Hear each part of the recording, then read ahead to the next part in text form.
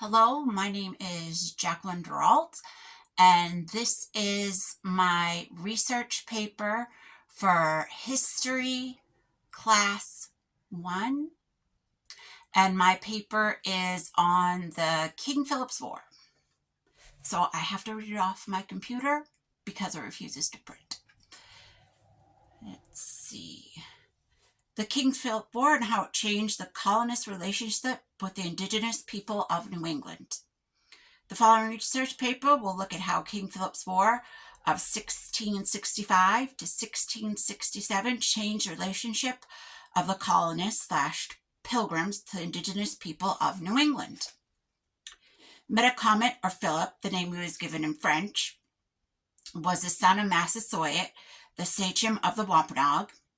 Massasoit was born near the year 1590 and died in the year 1660.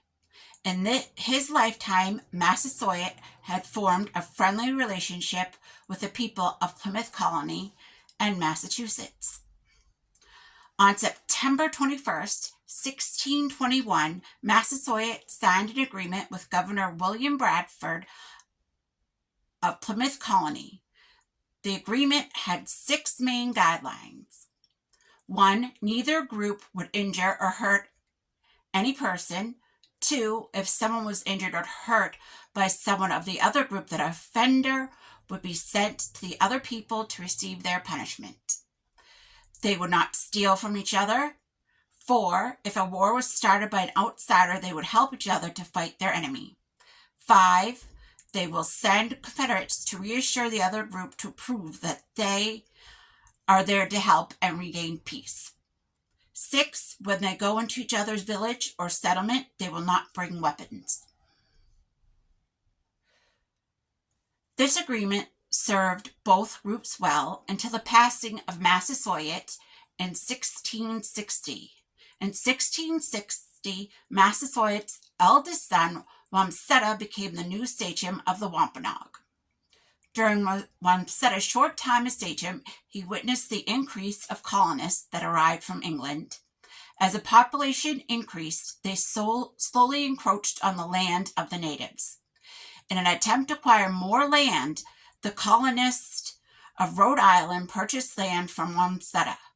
Wamsutta selling land to Rhode Island angered the Plymouth colonists, who believed they themselves to be entitled to any land to be sold to by the natives. On his way to have a meeting with the Plymouth colonists to ease tensions and discuss the sale, Wamsutta becomes gravely ill with a mysterious illness and passes away en route to Plymouth in 1662. The sudden death of Wamsutta was viewed with suspicion by the Wampanoag, and some believe him to be a victim of poisoning. The new sachem, Metacomet, or Philip, was one who questioned his brother's sudden demise. Tensions are slowly rising between Philip and the colonists. In previous years, King James had even considered himself to be a friend to the Wampanoag. Then, in 1675, tensions finally came to a head when Philip discovered that the English colonists were encroaching on land that had been sanctioned as Wampanoag.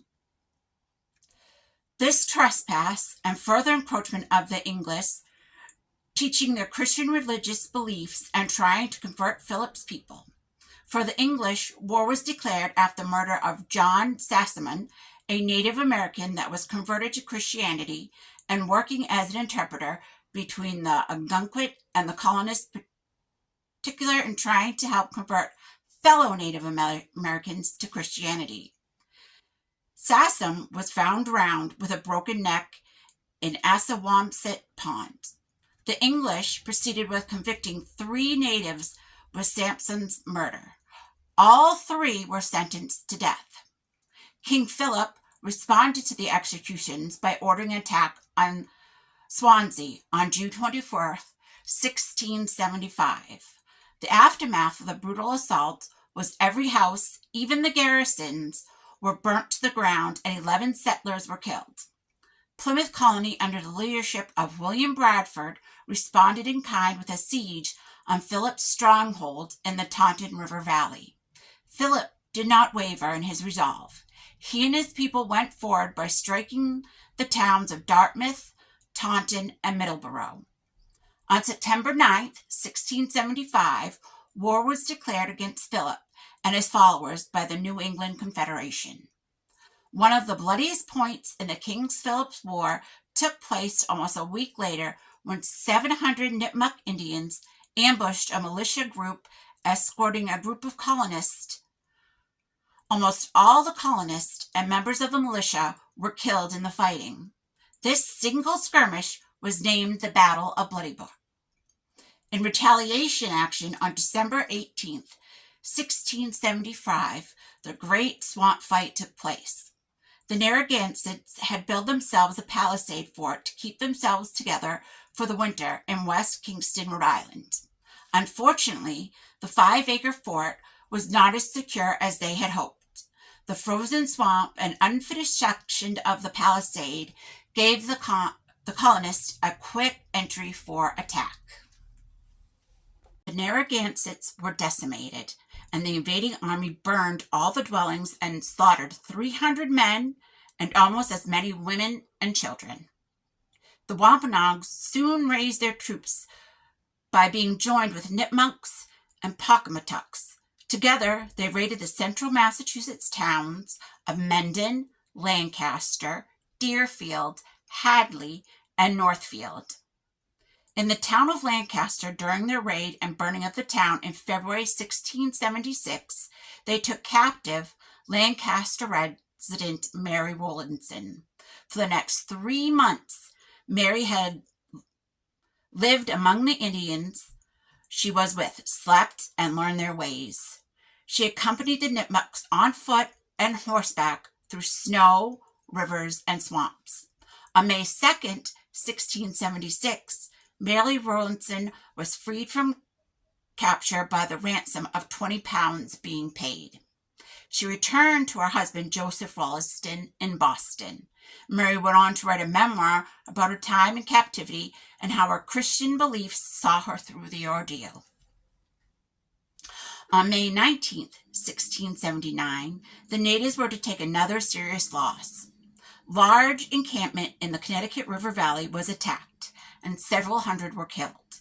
Then, on June 12, 1676, a similar defeat with hundreds killed took place in Hadley. English troops began to block the provisions of the Indians. Combined troops from Massachusetts and Connecticut pushed the Indians up the Connecticut River Valley into New Hampshire. Native Americans began to surrender en masse. Finally, on August 12, 1676, Philip was cornered when he was discovered by the English troops in a swamp near Mount Hope. Philip was amongst many of his allies in an encampment in Rhode Island. Early in the morning, he was ambushed by Captain Church, together with fellow Englishmen and even a fellow Indian as their guide. They fired upon Philip's encampment, sending both natives aroused from their sleep and a troop of Englishmen running from the opening in the shelter into the swamp. Philip, being one of the first to run into the fight, was shot by the Indian guide of Captain Church. He was shot twice through the chest with a direct hit to his heart. There, Philip fell face first into the muddy swamp with his gun beneath him. Captain Church ordered for Philip's body to be pulled from the mud. Captain Church stated that forasmuch as he had caused many Englishmen's bodies to be burned and to rot above ground, that not one of his bones should be buried. Philip's corpse was beheaded and his body quartered. Captain Church gave one of Philip's scarred hands to the native who had fired the shot that killed him. Philip's head was brought to Plymouth County, where it was set on a pike and remained in Plymouth Square for the next 2 decades. As a result of the war, thousands of Native American lives were lost, and many more were sold into slavery or indentured servitude, including Philip's wife, Weetamoo, and his son. The praying Indians of Neshoba Valley were annexed to Castle Island. They were significantly weakened, and they could no longer resist colonial expansion.